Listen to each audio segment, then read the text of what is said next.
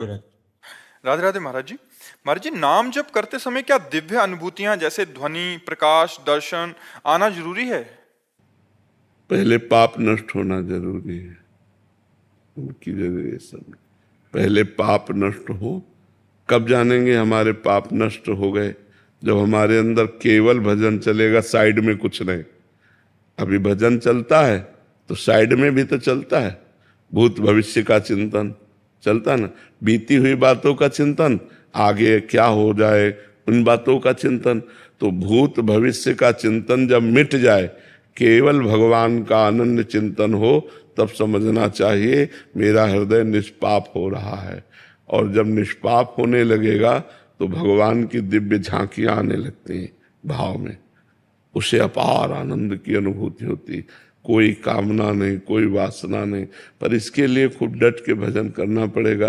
ये बातों से तो नहीं होगा ना, भजन से होगा। भजन बिना बात नहीं बनेगी। इसलिए भजन करो। ये घंटा नाद वो योग मार्ग का है कि उसमें योगी इस स्थिति में पहुंचता है तो उसको ऐसे नाद की प्राप्ति होती है। यहाँ तो साक्षात भगवान के दर्शन होते हैं भजन करने से। तो भजन करो और भगवान का साक्षात्कार करो, यही मनुष्य जीवन का लाभ है। सुब्रता जी, गुड़गांव से। राधे राधे महाराज जी। महाराज जी, कर्म, संस्कार और प्रारब्ध क्या है? ये शरीर के साथ जुड़े हैं या आत्मा के साथ?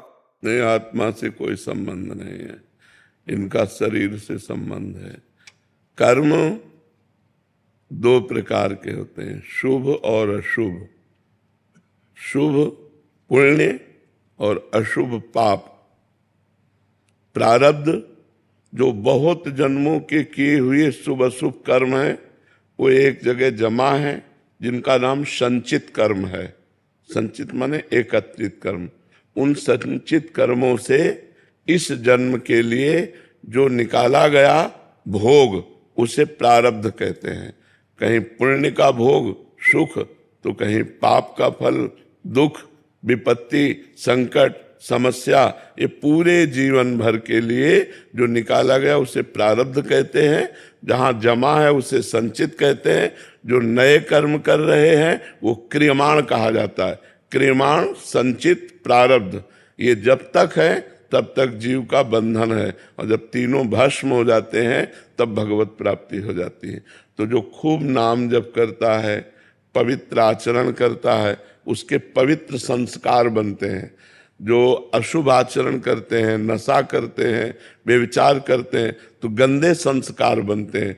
गंदे संस्कार, गंदा संकल्प, गंदा कर्म, गंदी योनि, नारकीय योनि, पशु पक्षी कीड़ा मकोड़ा, इसमें जाना पड़ता है। इसलिए खूब नाम जप करो, कोई नशा न करो, कोई गंदे आचरण न करो, तो ये नवीन कर्म आपके प्रारब्ध को भोगवा कर और जितना संचित कर्म है उसको भस्म करके आपको भगवत प्राप्ति करा देंगे।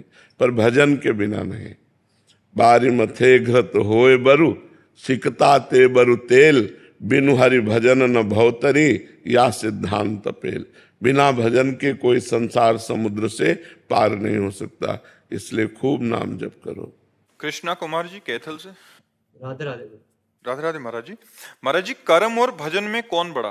भजन, क्योंकि कर्म नाशवान शरीर से शुभ और अशुभ कर्म होते रहते हैं, और भजन शुभ अशुभ दोनों को भस्म करके सुख ही सुख प्रदान करता है। कर्म में कभी सुख है, कभी दुख है, कभी लाभ है, कभी हानि है, कभी मान है, कभी अपमान है, कभी निंदा है, कभी स्तुति है। लेकिन भजन में केवल भगवान और महासुख, वो सारे पापों को नष्ट करके वो अविनाशी पद प्रदान करता है। कर्म की ताकत नहीं कि अविनाशी पद प्रदान कर सके, भजन की ताकत है कि वो अविनाशी पद प्रदान करेगा।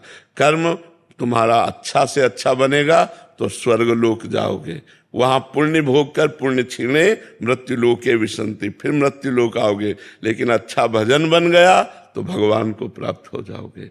तो कर्म से बड़ा भजन है। भजन करते हुए कर्म करो तो भगवान की प्राप्ति हो जाएगी। कर्म त्यागी नहीं होता, कर्म फल त्यागी होता है। तो भजन करते हुए जो कर्म किया जाता है वो भगवान की प्राप्ति कराता है, और जो केवल कर्म किया जाता है वो अवश्य में वो भोक्तव्यम कृतम कर्म शुभाशुभम, शुभ और अशुभ कर्म जो बनेगा उसे भोगना पड़ेगा। और भजन इन भोगों का विनाश करके भगवत प्राप्ति करा देता है। भजन की समानता तो कहूँ कहाँ लग नाम बड़ाई, राम न सकहीं नाम गुण गाई। जो नाम जापक को सुख मिलता है, जो नाम की महिमा है, वो स्वयं भगवान नहीं वर्णन कर सकते। भजन की समानता कर्म कैसे कर सकता है? समझ में आया आपको? जी। फॉर्म ठाकुर